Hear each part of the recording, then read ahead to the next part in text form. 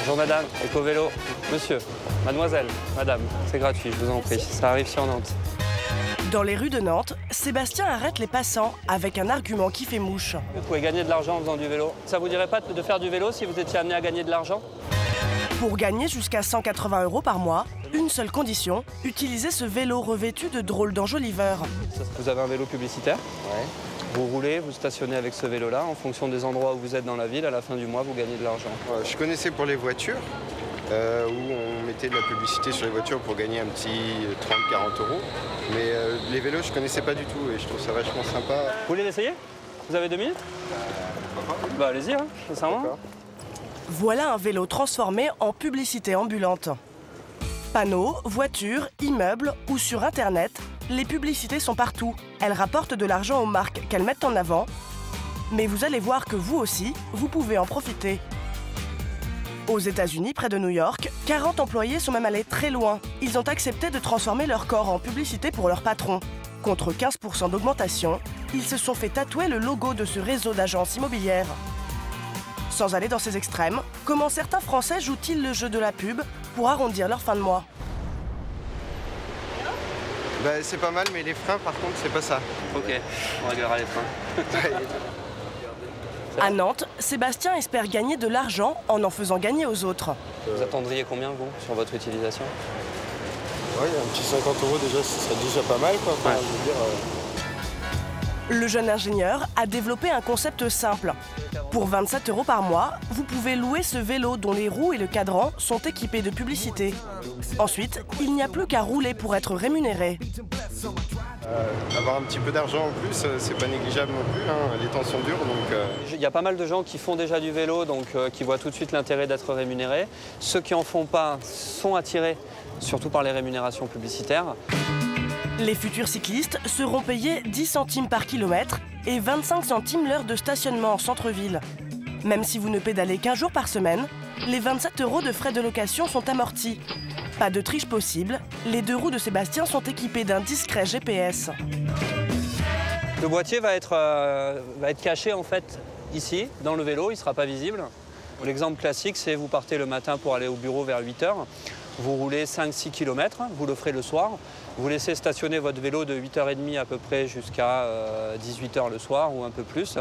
Et vous faites ça tous les jours. Et éventuellement le samedi en plus, vous allez pouvoir l'utiliser pour faire vos courses. Ça, c'est le cas optimal, c'est-à-dire que vous êtes en zone hypercentre, vous roulez beaucoup, vous stationnez beaucoup, vous allez approcher les 150 €, 180 € par mois. 180 € par mois pour les plus sportifs, Sébastien devrait facilement trouver des clients. D'autant qu'il a un petit bonus pour convaincre les plus récalcitrants. Les cyclistes pourront choisir l'annonceur pour lequel ils veulent rouler. On a quelques réticences au niveau des hommes pour les campagnes d'hygiène et de beauté, qui féminisent un peu trop le vélo a priori pour eux. Et quelques réticences sur parfois les banques assurances. On a des gens qui peuvent être très engagés et qui ne veulent absolument pas de banque et d'assurance. Mais c'est moins de 3% des cyclistes. Yves, lui, gagne de l'argent sans quitter son pavillon de région parisienne. On fait bien travailler le jardin, ouais. Il est utilisé au maximum. Au niveau des fruits, cette année, ça a été super quand même, parce qu'on a eu beaucoup de pommes. Des pommes, des raisins, des fleurs et surtout un peu d'oseille. Ça, c'est un élément de business. Élément de business. Un panneau publicitaire de 12 mètres carrés pour lequel ce géomètre touche 600 € par an. Les taxes foncières, ça fait toujours qu'augmenter, c'est bien de l'avoir. Il n'y a pas de petits revenus à notre époque. Hein, 600 €, c'est toujours ça de prix. Hein. Et c'est pas un gros désagrément. Hein. À côté des tags qu'on peut voir sur les murs, c'est rien du tout, hein, franchement. 14 ans que le panneau trône dans son jardin. Pas de risque d'être gagné par la monotonie. Tous les 15 jours, une nouvelle campagne s'affiche devant ses fenêtres. La pasta. Celle-là est pas mal. L'autre, c'est juste avant, c'était les soldes. Moi, je vois ma maison, moi, je vois mes fleurs là, je vois les fleurs là, le panneau, je fais abstraction. J'oublie. Je me pose même plus la question. Des propriétaires aussi enthousiastes qu'Yves, Christian Vallet aimerait en rencontrer tous les jours. Il est afficheur et passe l'essentiel de son temps à démarcher de futurs bailleurs, comme ici sur la Nationale 10 dans les Yvelines. Les gens sont beaucoup plus réceptifs parce qu'il y a un petit peu la crise en ce moment. Depuis 3-4 ans, les gens ont besoin de payer certaines taxes qu'ils ne payaient pas avant peut-être. Et donc c'est important pour eux de pouvoir faire face à ces dépenses. Alors ils acceptent pendant quelques temps, 3 ans, voire 6 ans, de mettre un panneau chez eux, même si c'est peut-être un peu disgracieux. Malheureusement pour Christian, 79% des Français jugent la pub envahissante. Parfois, les gens refusent obstinément, principalement ceux qui ont sur leur boîte aux lettres pas de publicité. S'ils ne veulent pas de pub dans leur propre boîte, on suppose qu'ils ne veulent pas un grand panneau dans leur jardin.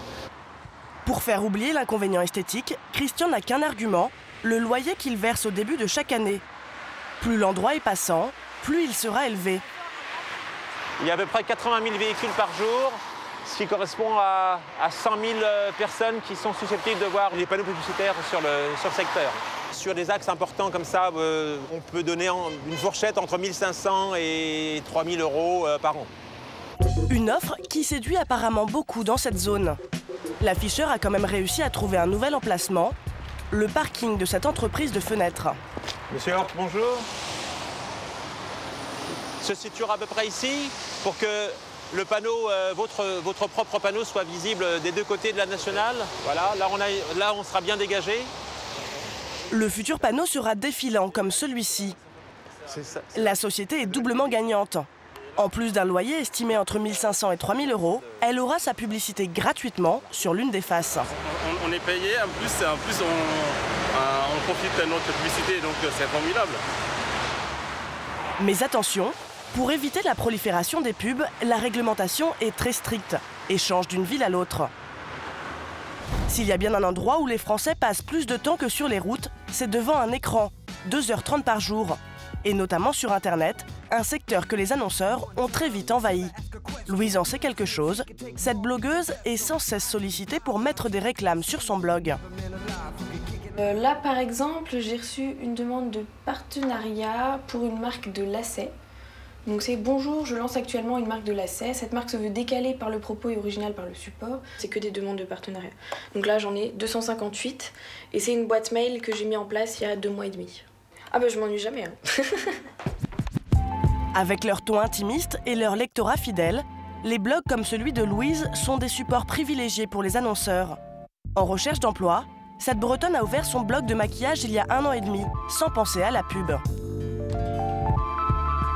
Moi, j'étais fin fond de la Cambrousse, à Brest, je me disais j'intéresserai jamais personne. La petite provinciale qui se maquille dans son salon, enfin voilà. Sauf que peut-être 3 mois après que j'ai commencé mon blog, j'ai eu un premier mail pour des produits de beauté bio, cosmétiques bio. J'ai accepté parce que ça correspondait bien à ma ligne de conduite, à la ligne éditoriale de mon blog.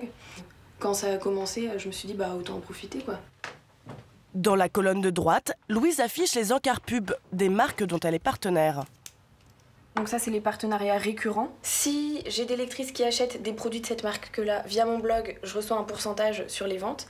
Et là, en fait, tous les mois, je reçois un coffret de leur part. Parfois, Louise insère des vidéos publicitaires. Elle est alors rémunérée en fonction du nombre de visiteurs ayant vu cette vidéo. La dernière en date, qui mettait en avant un produit anti-chute de cheveux, lui a rapporté 8 € en 3 semaines. Donc après, c'est pas énorme, 8 €.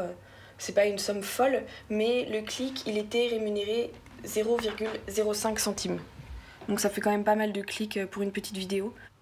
De clic en clic et de partenariat en partenariat, Louise a finalement gagné une somme inespérée grâce à son blog. Depuis mon tout premier partenariat, j'ai eu pour 1 335 € de produits divers, davantage en nature en fait, que ce soit des vêtements, des produits. C'est énorme. C'est un bon mois de salaire. Donc c'est vraiment... moi j'hallucine. Hein. J'avais pas fait le détail avant et quand j'ai tout additionné, je me disais mais... Ok, j'ai de la chance quand même. Tous les blogueurs n'ont pas cette chance. Hicham Berada travaille pour une entreprise qui met en relation blogueurs et annonceurs. D'après lui, le pactole n'est pas à la portée des 6 millions de blogueurs français. Le blogueur lambda ne peut pas vivre de son blog, clairement. Un blogueur moyen, il peut gagner entre 50 et 200 € par mois. Pour intéresser les annonceurs, certains critères s'imposent. Premièrement, on va regarder si le blog est joli, parce que c'est important. Deuxièmement, on va regarder si c'est un blog qui est actif, donc si le blog rédige plusieurs articles, s'il y a des commentaires au niveau des articles, si c'est un blog qui commence à avoir entre 5 et 10 000 visiteurs par mois, on va commencer à le regarder sérieusement. Il y a des pubs qui peuvent rapporter beaucoup plus et à tout un immeuble. Ce sont les bâches. Vous en avez tous déjà vu sur une façade et même sur les monuments historiques.